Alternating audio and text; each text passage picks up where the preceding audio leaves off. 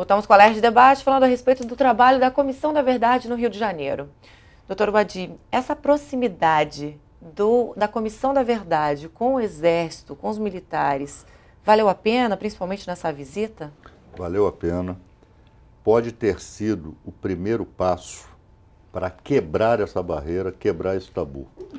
Nós estabelecermos um novo relacionamento com os militares, no sentido de eles se integrarem à democracia. Os militares não podem se considerar um corpo à parte na nossa sociedade e na nossa democracia. Eles têm que colaborar, eles têm que estar submetidos ao poder civil. Eu espero que esse belíssimo exemplo que foi dado ontem,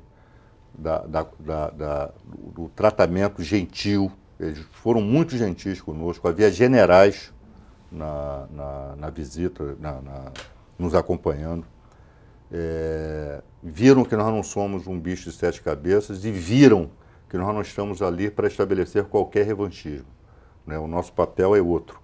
Então eu espero que tenha sido o primeiro passo para isso e também um primeiro passo importante para o tombamento definitivo daquele prédio e que ele venha a ser transformado num centro de memória.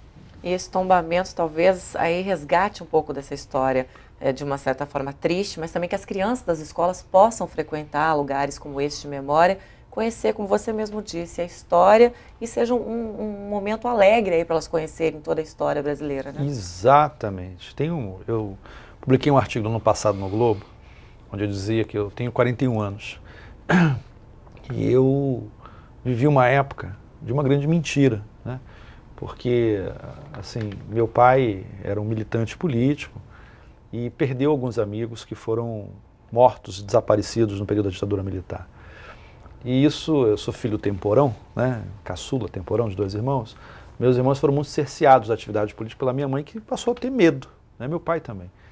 A reabertura política no Brasil, quando começou naquele movimento, não tinha 10 anos, o movimento da reabertura de 78, 79, 80, e é evidente que isso trouxe alguns ares. E eu me recordo que eu vim descobrir que houve o que houve no Brasil lendo o livro de Dom Paulo Evaristo Arnes, né, lendo o livro Brasil Nunca Mais. E aquilo me deixou aterrorizado. E eu descobri então que, na verdade, meu antigo primeiro grau, né, tinha sido uma grande mentira.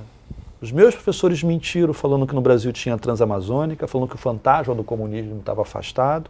E, na verdade, o único fantasma que a gente tinha era a recessão e desemprego que imperava naquele período, inclusive.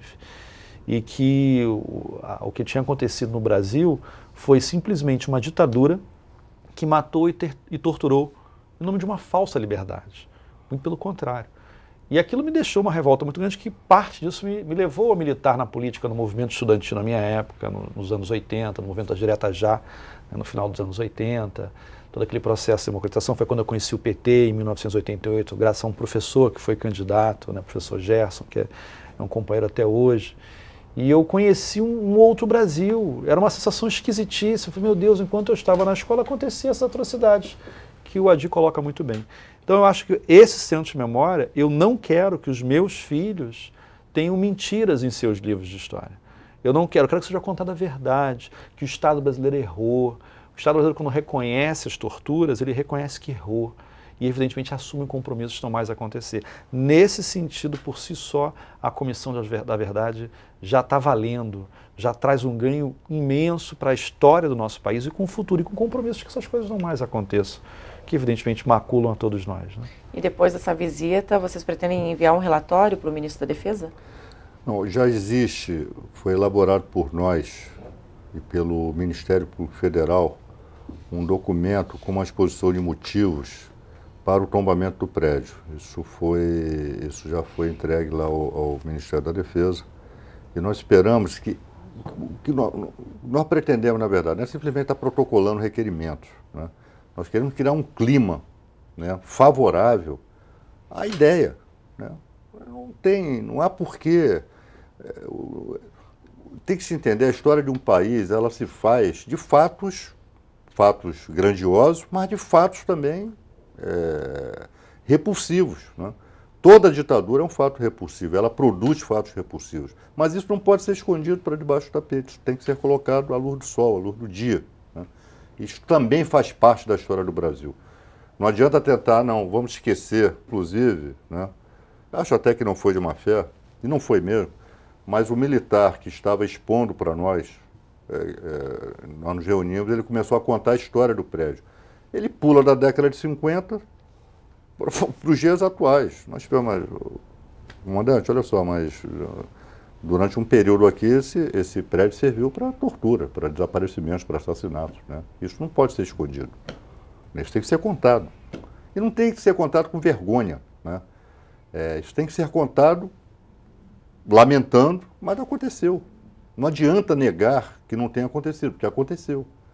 Claro. Então, criar o clima favorável, né, para que, pacificamente, democraticamente, a visita foi coberta de erros exatamente por isso, porque foi um ato de democracia, tanto da nossa parte, quanto dos próprios militares que nos receberam ali, né?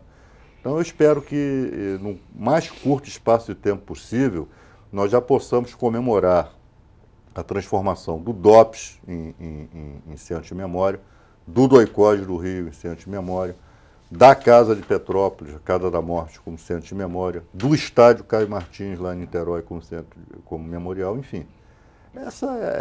É assim que tem andado as coisas, a institucionalidade, né, nos nossos países vizinhos, na Argentina, no Chile, no Uruguai. Por que não vai ser diferente no Brasil? Que sirvam como exemplos, né? Bons exemplos. Todo mundo pôde conhecer, todo mundo pôde entrar nas dependências. Não, na negociação, e como toda negociação, cada lado tem que ceder, né, estabeleceu-se que nós daremos os nomes das pessoas que entrariam no prédio. Basicamente, parlamentares e os membros das comissões do Rio e da Comissão Nacional. Eu só lamento que tenha sido vetada a entrada da imprensa. Eu acho que a imprensa... E acho que o próximo passo vai ser permitir que haja uma ampla visita ali àquelas dependências, inclusive com a presença da imprensa. Não há porquê, não há o que esconder. Não existe mais lá pau de arara, não existe mais lá a cadeira do dragão, não existe mais nenhum utensílio da tortura. O que existe é um prédio público onde no passado se praticaram essas barbaridades. E, democraticamente, queremos proceder ao exercício da memória. Acho que tenho certeza que da próxima vez a imprensa vai poder entrar. O Adi Damus foi muito feliz no que ele colocou, quando ele diz que quebra um muro, quebra um paradigma que o Exército tinha com relação a uma visão de achar que era um revanchismo, e, na verdade, deram um passo que eu tenho absoluta convicção que, a partir de agora, talvez a Comissão da Verdade Estadual, vou usar aqui dizer, cumpriu um papel que nem a Nacional conseguiu cumprir, que era exatamente mudar essa visão. Ninguém está querendo fazer nenhum revanchismo, não é vingança.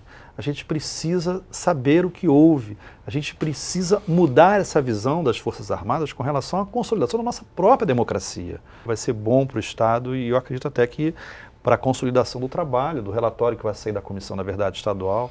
Eu já ouso dizer aqui que o relatório da Comissão da Verdade Estadual já está sendo mais esperado, talvez, do que da Nacional, mais esperado do que outros documentos já criados sobre essa situação.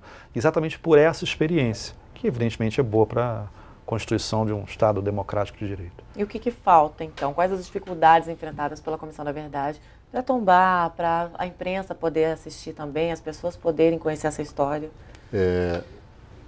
Em síntese, os militares entenderem que isso não é tabu, admitirem que lá no DOI-CODE, nas suas dependências, ocorreram essas práticas, né? E acho sinceramente, eu se fosse um comandante militar, eu lutaria para que internamente se aprovasse o pedido de desculpas, sobretudo aos familiares dos desaparecidos.